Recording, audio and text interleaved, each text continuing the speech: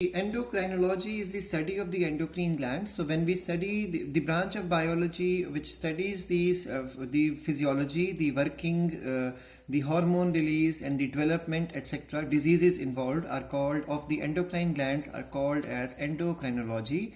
And we need to remember one point here, that initially the hormones prepared by the living organisms, the invertebrates especially and some vertebrates also, are pheromones. You must have seen that insects, they communicate by releasing the, you must have heard about it, that the insects release chemicals into the air. Those chemicals are basically volatile secretions, so they come into contact of the air and they simply evaporate, and these are called as pheromones. So pheromones are involved in intra-specific communication. You must have seen that dogs, they release their scent marks, they put their scent marks into the area, and other dogs are going to smell that and they understand that this area belongs to some other dog. Same thing is done by the wild cats in the jungles. So the non-primate animals, they basically perform this activity of release of pheromone, and they sniff this pheromone and they communicate with each other. Now another thing is, hormones can also be classified according to the composition. So what exactly they are made up of. So hormones are, if you go through the NCERT, you have seen these topics already before. So the hormones are fatty acid hormones. So those hormones which develop from unsaturated fatty acids are called as the fatty acid hormones. For example, the easiest example is prostaglandins, which we have already covered in the biomolecules chapter, and we'll be talking about this more in the 12th class. Then the second type of hormones are those hormones which develop from cholesterol, and they are called as the steroidal hormones. For example, the sex hormones, progesterone, for example, the sex hormone testosterone. Then hormones are also made up of glycoproteins. Such hormones are made up of both carbohydrates and protein interaction, which is called as glycoproteins. For example, FSH, full form is follicle stimulating hormone, and LH, which stands for luteinizing hormone. In the same manner, hormones can be made up of proteins. That means proteins, basically when we say protein, that means we are talking about more than one chain. That's why it is called as polypeptide. We have already covered these concepts in the biomolecules chapter, what exactly are polypeptides. So those hormones which are made up of more than one chains are called as protein hormones or proteinaceous hormones. Example, insulin, example, relaxin. Now in the same manner, there are some proteins which are made up of only one chain of peptide, which is called as peptide hormones. So these are made up of more than one chain, and these are made up of only one chain. So peptide hormones can be short chain peptide hormones or a long chain one. For example, antidiuretic hormone ADH is a short chain peptide hormone, and then adrenocorticotrophin hormone ACTH is a long chain peptide hormone. In the same manner, there are some hormones which are formed of amino acids. So the amino acid undergoes modification. Like for example, attachment of the iodine will cause the formation of thyroxine. So thyroxine is a modified amino acid hormone.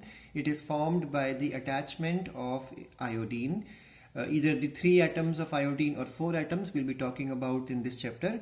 And then hormones can also be of amine. Amine means it stands for NH. So amine group modifies, that's why these are called as amine hormones.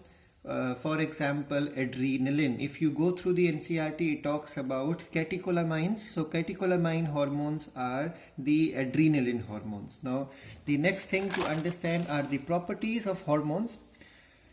Hormones are secreted by the living endocrine cells or by the living endocrine glands, because we all know there are some glands which are single celled, and then some could be multi-celled also. So accordingly, the hormones are released by the living endocrine glands or cells. And then we need to remember that hormones are never stored. Like for example, we have learned before, enzymes are stored and they are released when required. But when we talk about hormones, hormones are never stored. They are supposed to be freshly synthesized, except one hormone, which is called as thyroxine. So thyroxine is the only exceptional hormone in human body which is synthesized and stored for future. The next property of the hormones is that they are specific in their target and activity. So when we talk about any particular hormone, example prolactin hormone will target only the cells of the breast glands or the mammary glands. So they won't go and target any other cell. And then prolactin's function is to motivate the breasts to start preparing milk. So milk production, so there is a particular function only. Milk release is done by some other hormone, but milk production is done by prolactin. That means every hormone has a particular target and a particular activity to perform. The next property is that non-antigenic. There are no antibodies in human body that work against hormones, so they are non-antigenic. Then whenever they are prepared in excess or in deficiency, they produce diseases or disorders. Then I told you hormones have a long-lasting effect. Then they are prepared in a response to a particular stimulus, and then they are regulatory chemicals because they are going to change the way physiological reactions happen and brings change in the body. First, chemical messengers are also the other name for hormones because they carry the information, and generally they function far from the body, from the point of release, except for local hormones. And usually they are small sized and they are composed of either amino acid, peptide, polypeptide, steroid or fatty acids. Then they are effective in very low concentration. They are prepared and released in traces.